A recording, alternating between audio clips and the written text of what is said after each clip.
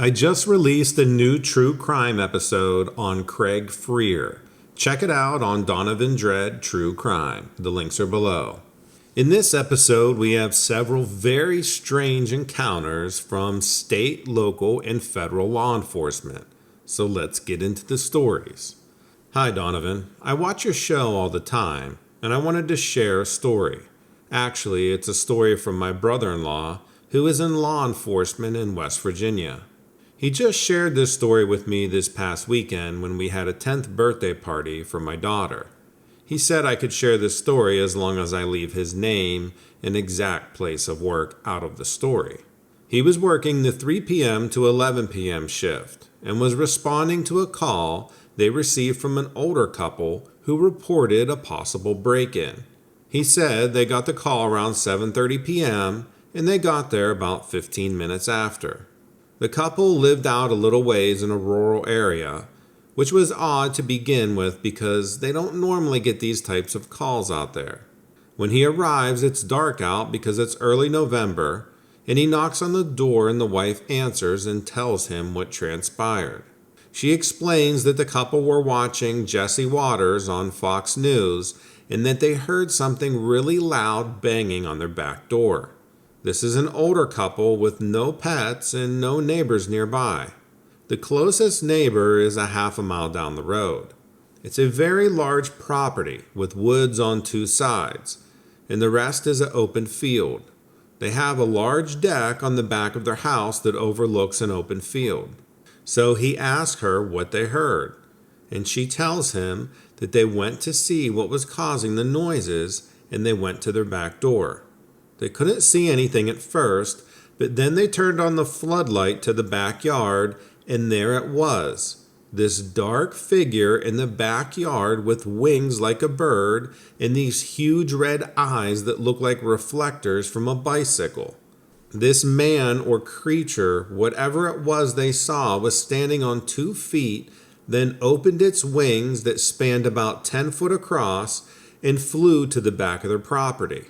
The wife said she had never seen anything like it before in her life, and she's lived there for over 50 years. My brother-in-law said he nodded while the lady was telling him this, and said, "Ma'am, do you mind if I go in your backyard and check this out?" She said, "No, not at all. Please do, officer."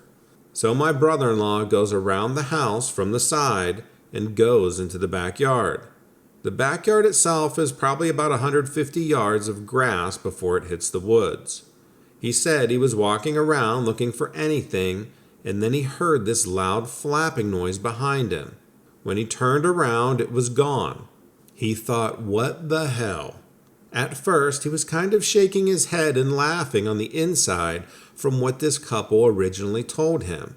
But now he was starting to wonder if there was something more to their story. He continued to look around the yard for another 15 minutes, and there was nothing. He said it was the weirdest thing that ever happened to him on the job, and he's been doing this for over 11 years now. He went back to the couple and told them that everything appeared to be okay, and that he couldn't see anything. He went back to the couple and told them that everything appeared to be okay and that he couldn't see anything. He advised them to call back if they encountered anything else, and that he would make sure that he sends a unit by to check on them over the next few shifts. Even though he heard those wings flapping, he couldn't see anything and there really wasn't anything he could do. So he reports the incident as a possible break-in, and the officer on the next shift goes by the couple's house. He drives by around 2 a.m. Of course, all the lights were off. So the officer shines a spotlight in the couple's backyard from the street, and sure enough, that officer saw the same thing that this couple saw earlier. This large dark figure that looked like a man with its wings was in their backyard. It looked like it was digging for something in their backyard. When he shined his light onto the creature, it was hunched over, digging something up. And then it turned towards the light and had these really large red eyes. They were reflecting back into the light. It took 2 steps and then flew off, making this really odd sound like some sort of muffled screaming noise. The officer ended up staying there for another 45 minutes and no sign of this thing were there. Apparently it was gone, or maybe it was just watching from a distance until the officer left. Again, there's not much he can do as there's no active threat. He can just patrol the area again to see if this thing comes back. Over the next 2 weeks, they would send an officer to patrol by their house, and nothing was ever seen again. The thing must have wanted something in their backyard. Both my brother and I were wondering what could be in this older couple's backyard that this thing wanted. I'm not sure, but maybe one of your listeners would know. I work in law enforcement in the state of Idaho. I've been a police officer for over 10 years now. I'm also a hunter and an outdoorsman. I know what wildlife sounds like, what they do, and how they act. I was on highway patrol one night in the summer of 2005 near Boise National Forest. It was a warm summer night, so I had my driver's side window down. I had pulled over to eat my lunch, a turkey sandwich with hot pepper spread, mustard, and a slice of provolone. I eat the same thing every day. Boring, I know, but it works for me. So I'm pulled over on this long, narrow pull-off area with trees on both sides and a small ditch running down the edge of it. I'm sitting in my patrol car facing east towards the mountains with my driver's side window down. It was around 10 p.m., so it was dark out, but there was still enough light from the moon to see pretty well. All of a sudden, something ran across the road about 30-40 yards in front of me. It sounded like 2 large rocks being hit together as it ran across the pavement. I didn't see it as I was messing around with my radio at the time, but I sure did hear it. It sounded like an elk running across the highway. So I didn't think anything of it at the time and continued eating my lunch. I was about halfway through my sandwich when I heard a noise coming from the ditch to my right. It sounded like a scream in the ditch. So I put down my sandwich, picked up my flashlight, and walked around to the front of my patrol car to investigate. As I got around to the front of my car, whatever it was in the ditch stood up on 2 legs and started walking away from me with its back facing the mountains. The wind blew towards me and it smelled like death, like a rotting corpse. I shined my flashlight on it and got a good look. This thing towered over me. It looked like a skeleton with a deer or an elk's head. It had skin, but its ribs were showing through its skin like it was attacked or was in the process of decaying. It was so tall and the face looked like a decaying elk head with these razor-sharp teeth showing through its mouth. The eyes were sunken in and the ears were very small. It had this long, skinny neck and huge shoulders. I've never seen anything like this before. It was so freaky looking that I couldn't speak for a moment. Finally, I got my wits about me and asked, "What are you?" It didn't answer, and I really wasn't expecting an answer, but the words just came out of my mouth. It just kept walking backwards towards the mountains, then slowly turned around and kept walking, and not in any hurry, like it didn't even care if I was there or not. I didn't want to shoot at this thing because it looked like it was already dead, and I would just piss it off. So I just stood there and I watched it walk away from me into the trees. Its legs were really long and it walked very smoothly for something that looked like a decaying corpse. The smell was getting fainter and fainter as it walked away from me. I stood there for about 5 minutes watching this thing walk through the trees until I couldn't see it or hear it any longer. This whole encounter probably lasted about 5 minutes from start to finish. I was so freaked out by what I saw that I immediately got in my patrol car and drove back to the station, a 30-minute drive away. I didn't even finish my sandwich. When I got back to the station, I told some of the officers about what had happened. They all thought I was crazy, however, one of my friends did believe me.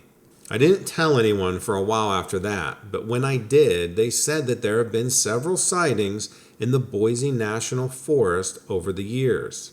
This is why I never told anyone about it right away, because people would think I'm nuts. But now that I know that others have had encounters with this thing, it gives me comfort to know that other people have experienced the same thing I did. I worked in federal law enforcement, and my job was to provide security for a classified location in the Northern Virginia area. The facility is currently shut down due to what I'm going to tell you. It was located in a place where you would never guess there's classified things happening there. There was a lot of other businesses in this area, so it was very unsuspecting. However, the facility did have fencing all around it. It was an 8-foot tall cast iron fence that was designed so someone couldn't just jump over it. We provided 24-hour on-site security and surveillance for this facility, and we worked in several shifts, 7 to 3, 3 to 11, and 11 to 7. We would rotate every month, and the 7 to 3 shift was pretty boring. Actually, all of the shifts were boring because nothing really ever happened, and we were only allowed on the main floor of the building. Everything else was off limits and locked down with biometric security. We all had our own theories of what was happening in this facility because we were never told what it was. We all believed that it was some sort of off-the-books intel agency or maybe even some type of testing lab. It's mostly underground. There was a 3,000 square foot building that was mostly empty, and we had access to that, but then there were these elevators that went down to several subfloors, but I never knew how many. We didn't have access to any of the subfloors. So this one night I was working with a buddy of mine on the midnight shift, the 11 p.m. to 7 a.m. shift, and I hear this explosion inside the building on one of the subfloors. I'm pretty sure it was something gone wrong because I could feel it through the floor. I radioed for my coworker who was walking outside at the time to come inside because I think something bad just happened. That's when these alarms started going off. But they were kind of muted. They were only going off on the subfloors and not in the main building. I heard something going on through the floor, like something was destroying the facility. All I could think of was some type of Hulk-like creature going nuts on one of the subfloors, causing a ruckus. Literally, 5 minutes later, this task force shows up in a semi along with 3 black Humvees. One of the men came over and started asking me questions and if there was a breach. I said no, but it sounds like something terrible had just happened downstairs. He told me that they were there to address and contain the issue and told me and my partner just to stay put. So he goes over to the semi and they use this hydraulic lift to lower this container and bring it into the building. This thing was about 10 feet long and 5 feet in diameter, and it looked like it was made out of 6-inch thick steel with these massive bolts holding it together. There's 15 men who bring this container into the building and take it down to one of the subfloors. I'm just standing there watching this unfold, wondering what the hell is going on. My buddy and I were then locked down in the security office because they didn't want anyone else to see what was going on.